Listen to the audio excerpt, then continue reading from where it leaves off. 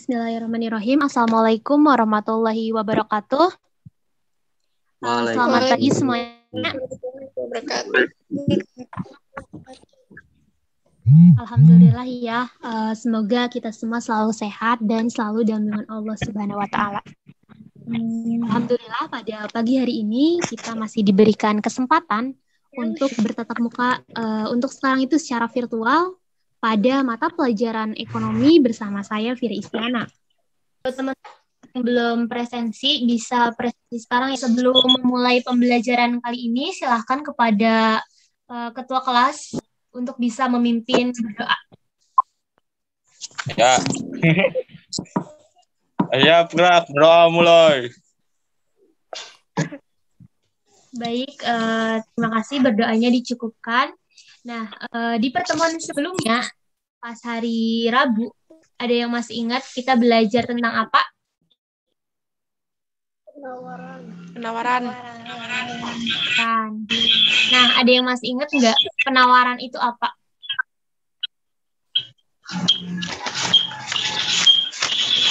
Ada yang masih ingat? Bisa dibuka lagi catatannya. Kalau misal nggak ingat, penawaran atau permintaan itu apa?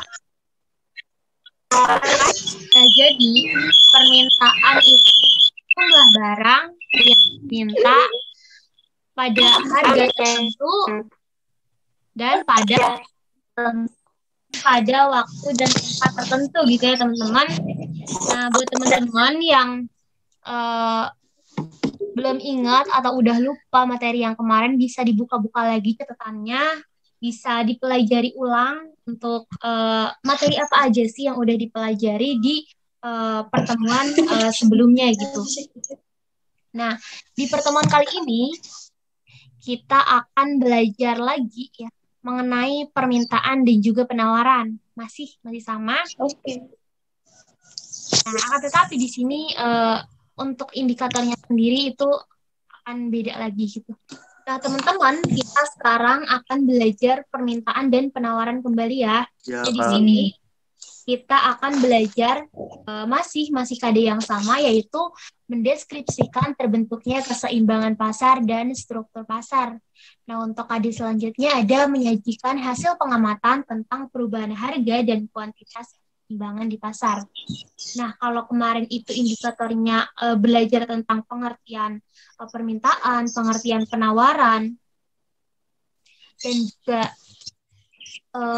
macam-macam dan lain-lain gitu. Nah, pada kesempatan kali ini kita akan belajar mengenai kurva permintaan dan penawaran, ada pergerakannya dan juga ada proses terbentuknya serta elastisitas permintaan dan juga penawaran. Nah, selanjutnya di sini kurva permintaan.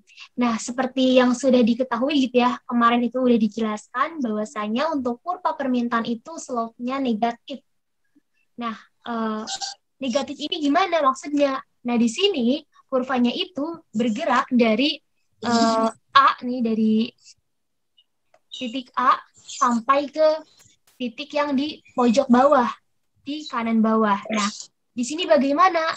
Nah, semakin turun harga, semakin harganya itu turun, maka jumlah barang yang diminta itu akan semakin banyak. Kembali lagi kepada kemarin. Untuk kurva permintaan itu slope-nya negatif. Kalau misal price atau harganya naik, maka jumlah permintaan atau jumlah barang yang diminta itu akan turun gitu. Nah, di sini perubahan harga itu sangat berpengaruh gitu dalam permintaan. Untuk selanjutnya di sini ada yang namanya kurva bergerak dan juga bergeser. Apa sih perbedaan dari kurva bergerak dan kurva bergeser? Nah, di sini faktor harga itu sangat mempengaruhi permintaan ya teman-teman. Maka harganya berubah, itu kurvanya itu bergerak. Nah, sedangkan untuk kurva bergeser itu apa? Nah, di sini faktor lain selain harga gitu yang mempengaruhi permintaan, maka kurvanya itu bergeser. Nah, kalau bergerak itu kayak gimana? Nah, kalau bergerak itu di sini yang kurvanya itu yang sebelah kiri. Nah, di sini dari titik A, misal dari P dan Q, di sini kan ada huruf P dan huruf Q. Nah, selanjutnya di sebelah bawahnya itu ada P1 dan juga Q1.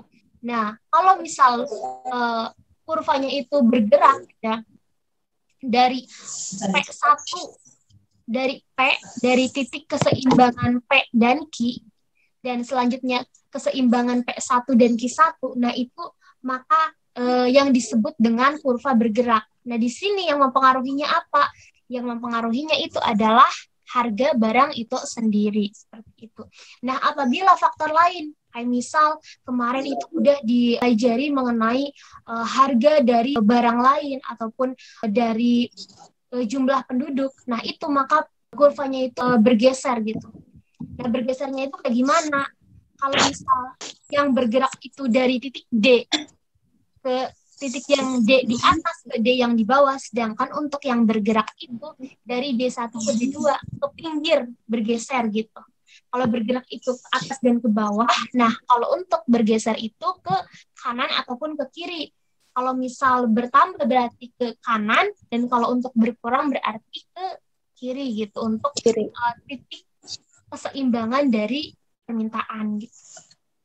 Nah, selanjutnya di sini kurva penawaran. Nah, tadi yang kurva permintaan, sekarang itu kurva penawaran. Nah, di sini tadi belajar permintaan, sekarang penawaran. Hampir sama sih sebenarnya untuk permintaan dan penawaran, untuk pergeseran dan pergerakannya gitu ya. Nah, di sini untuk kurva penawaran sendiri itu memiliki slope positif. Artinya kurva penawaran itu bergerak dari kiri bawah ke kanan atas. Di sini teman-teman bisa lihat dari titik 200 dengan 50 itu ada titik E. Nah, di sini kurva penawaran itu bergerak dari D, C, B, A gitu. Jadi membentuk suatu garis. Nah, kalau tadi kalau untuk permintaan itu dari kiri atas ke kanan bawah, kalau untuk penawaran itu dari kiri bawah ke kanan atas kayak gitu. Jadi jika harga barang misal barang X itu mengalami kenaikan, maka jumlah barang yang ditawarkan juga akan bertambah gitu. Jadi seiring ataupun searah gitu. Ketika harganya naik, maka penawarannya itu akan naik juga gitu. Ataupun sebaliknya, kalau misal penawarannya itu harganya itu turun, maka penawarannya juga akan turun. Nah, selanjutnya apa sih di sini yang menyebabkan pergerakan dan pergeseran kurva? Nah, untuk faktor harga itu mempengaruhi penawaran. Hal itu akan menyebabkan kurva penawaran itu bergerak. Nah, seperti yang tadi di permintaan gitu. Untuk yang menyebabkan kurva itu bergerak yaitu harga. Sedangkan untuk yang bergeser itu adalah faktor-faktor lain yang sudah dijelaskan di pertemuan sebelumnya, seperti ada tren dan lain-lain. Jadi ini tuh dari yang kemarin itu masih berkesinambungan gitu materinya. Jadi teman-teman diharapkan kemarin itu bisa memahami, nanti ke depannya pun akan bisa lebih mudah gitu untuk membedakan kurva penawaran, kurva permintaan, ataupun nantinya ada elastisitas permintaan dan juga elastisitas. Nah, selanjutnya ada proses terbentuknya keseimbangan atau dalam ekonomi itu dikenal dengan equilibrium. Nah, harga keseimbangan itu merupakan tingkat harga yang disepakati oleh penjual dan pembeli pada saat terjadinya transaksi. Nah, di sini dalam kenyataannya itu teman-teman pasti sering mendengar atau bahkan mengalami sendiri gitu. Ketika akan membeli sesuatu, misal akan membeli baju di pasar gitu ya. Nah, teman-teman itu dengan penjual pasti akan tawar-menawar dulu gitu. Penjualnya menginginkan misal 50.000, kalian itu menawar 30.000 dan harga yang disepakati nantinya gitu. Yang sama-sama setuju gitu, itu berapa? Misal 40.000 kayak gitu. Nah, ini dalam ekonomi atau dalam teorinya itu adalah yang namanya harga keseimbangan gitu ya. Jadi tingkat harga yang disepakati oleh penjual dan pembeli pada saat terjadinya transaksi. Nah, bagaimana sih proses dalam harga keseimbangan ini? Nah, dalam praktik itu ada proses tawar-menawar antara penjual dan pembeli di pasar dalam menentukan harga yang disepakati oleh kedua belah pihak. Seperti tadi gitu. Nah, selanjutnya untuk dalam tabelnya sendiri, dalam tabel permintaan dan penawaran itu seperti apa? Nah, seperti ini teman-teman. Bisa terlihat untuk tabel dari permintaan, penawaran, dan juga harga. Nah, di sini apabila harga tertentu itu jumlah permintaan dan penawarannya sama yang disebut dengan harga keseimbangan. Nah, di sini di nomor 3, di sini permintaannya 3.000, penawarannya 3.000 dan harganya ada 30.000. Nah, inilah yang disebut dengan harga ataupun titik keseimbangan atau equilibrium kalau dalam ekonomi. Nah, sedangkan untuk dalam grafik sendiri itu seperti apa? Gitu ya. Nah, teman-teman di sini dalam grafik gitu, teman-teman bisa membuat dulu gitu garis permintaan dan juga garis penawaran. Nah, di sini titik bertemunya gitu antara yang tulisan D atau demand, permintaan dan supply atau penawaran itu disinilah di titik E, di titik 30.000 itu adalah harga keseimbangan gitu. Jadi titik potong gitu antara garis permintaan dan juga garis penawaran. Nah, untuk harga keseimbangan itu seperti apa gitu dalam atau equilibrium itu ketika QD atau jumlah permintaan sama dengan jumlah penawaran. Jadi keseimbangan itu atau harga keseimbangan itu terjadi ketika jumlah barang yang diminta sama dengan jumlah barang yang ditawarkan. Atau di sini rumusnya itu QD sama dengan QS. Q itu apa? Q itu jumlah gitu, jumlah barang. Sedangkan D itu permintaan. Atau di sini QD itu jumlah barang yang diminta. Sedangkan S itu jumlah barang yang ditawarkan. Selanjutnya di sini ada PD sama dengan PS. PD itu apa? Harga barang yang diminta. Sedangkan PS itu harga barang yang ditawarkan. Elastisitas harga. Apa sih elastisitas harga itu? Yakni suatu ukuran tentang perubahan permintaan ataupun penawaran yang dipengaruhi oleh perubahan harga pada waktu tertentu. Jadi seperti yang namanya elastis gitu. Elastis itu perubahan gitu. Ataupun misal berkurang ataupun bertambahnya itu seperti apa. Nah, itulah yang disebut dengan elastisitas. Elastisitas harga itu dipengaruhi oleh perubahan harga. Apakah bertambah ataupun harganya itu meningkat ataupun harganya itu menurun. Nah, di sini jenis dari elastisitas harga itu ada dua. Ada elastisitas permintaan dan juga ada elastisitas penawaran. Seperti itu. Nah, di sini apa sih elastisitas permintaan? Merupakan pengaruh perubahan harga terhadap besar kecilnya jumlah barang yang diminta ataupun tingkat kepekaan terhadap perubahan jumlah harga yang diminta terhadap perubahan harga barang itu sendiri. Ini ada beberapa faktor gitu yang mempengaruhi elastisitas permintaan. Apa sih faktor-faktor tersebut? Itu ada 5 ya. Yang pertama itu ada ketersediaan barang substitusi. Nah, seperti yang sebelumnya sudah dipelajari gitu. Ada yang masih ingat substitusi itu apa? Ada yang masih ingat nggak? Barang substitusi itu barang apa? Yakni barang pengganti. Nah, substitusi itu adalah barang pengganti. Apa barang pengganti ini? Ketersediaan barang pengganti ini. Nah, jadi semakin banyak barang penggantinya gitu ya. Nah, elastisitasnya itu maka semakin tinggi nilai elastisitasnya. Misalnya seperti apa? Misal dalam permintaan beras gitu. Nah, beras ini banyak sekali barang substitusinya gitu.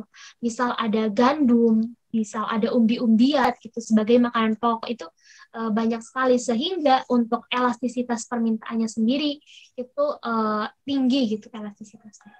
Nah, selanjutnya ada intensitas kebutuhan. Nah, di sini kita itu memiliki banyak sekali kebutuhan ataupun keinginan belajar itu mengenai intensitas kebutuhan gitu. Bagaimana kebutuhan-kebutuhan kita itu yang banyak jenisnya dan banyak macamnya gitu ya. Itu diprioritaskan. Mana yang memang kita prioritaskan untuk kita beli atau untuk kita penuhi. Seperti itu. Itu yang namanya intensitas kebutuhan. 3 ada pendapatan konsumen. Seperti sudah diketahui gitu ya, pendapatan konsumen ini sangat mempengaruhi terhadap permintaan gitu. Ketika pendapatannya itu naik, pendapatan seseorang itu meningkat, maka permintaannya pun cenderung akan meningkat juga. Nah, di sini juga sangat mempengaruhi elastisitas permintaan. Nah, selanjutnya ada persentase kenaikan harga barang terhadap pendapatan konsumen gitu. Nah, di sini ketika harga barangnya itu misal naik dan pendapatannya itu juga naik, orang itu akan bisa gitu untuk memenuhi kebutuhan dengan membeli barang yang diminta tersebut. Nah, selanjutnya ada waktu yang diperlukan untuk penyesuaian terhadap harga gitu. Nah, di sini misal ketika terjadi itu ketika Hari Raya Idul Fitri itu akan naik harganya gitu. Berbeda ketika hari-hari biasa kayak gitu. Itu akan cenderung stabil gitu. Nah, di sini perlu waktu gitu.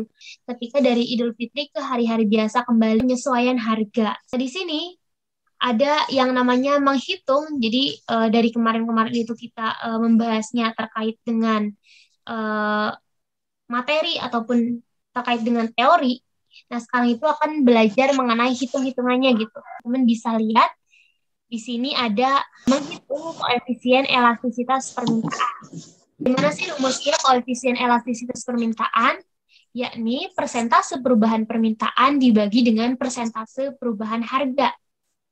Atau di sini itu ada di yang segitiga itu tuh lambang perubahan harga atau perubahan jumlah. Itu perubahan jumlah dibagi dengan perubahan harga dikali dengan harga P itu harga awal mula gitu sebelum perubahan. Misal harganya naik, berarti harga awal elastisitas penawaran itu perubahan atau kepekaan terhadap penawaran. Jadi sama aja untuk pengertiannya itu, hanya beda di penawaran dan permintaannya.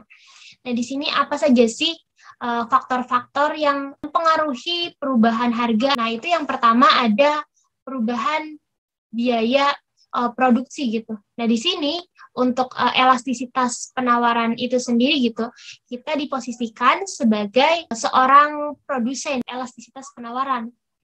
Apakah cepat atau tidak? Ini juga berkaitan dengan mesin ataupun cara daya tahan produk, ada kapasitas produksi gitu. Tadi juga ini kapasitas produksi ini berkaitan dengan waktu pengerjaan ataupun dengan mesin yang digunakan gitu. Ketika mesin yang digunakan itu modern, maka kapasitas produksi ataupun jumlah barang yang diproduksi gitu ya, itu akan meningkat gitu, akan lebih cepat, proses pengerjaannya cepat, otomatis untuk barang yang dihasilkan pun itu perubahan jumlah barang yang ditawarkan atau delta Q dibagi dengan delta P dikali dengan P per Q. P itu apa? P itu harga dan Q itu jumlah penawaran gitu, karena di sini berbicara tentang penawaran. Untuk materinya cukup sekian ya teman-teman. Dari yang tadi sudah dijelaskan, ada yang ingin ditanyakan nggak? Atau ada yang masih bingung nggak terkait dengan permintaan ataupun penawaran? Nggak ada. Gak ada. Jadi kalau misal tidak ada pertanyaan ya teman-teman, selanjutnya ada tugas. Nah, tugasnya nanti di-share di grup, tidak banyak, hanya 2 soal. Untuk pengumpulannya sendiri seperti biasa di Google Classroom, lihat waktunya atau batas pengumpulannya sampai kapan? Ya, ini sampai hari Minggu. Pertemuan selanjutnya di pertemuan depan itu akan belajar mengenai permintaan dan penawaran dan juga pasar. Ada. Tidak ada. Pembelajaran pada pagi hari ini itu ditutup. Terima kasih atas partisipasi dan teman-teman untuk belajar. Teman tetap semangat belajar sampai bertemu di 1 minggu ke depan. Terima kasih. Wassalamualaikum warahmatullahi wabarakatuh.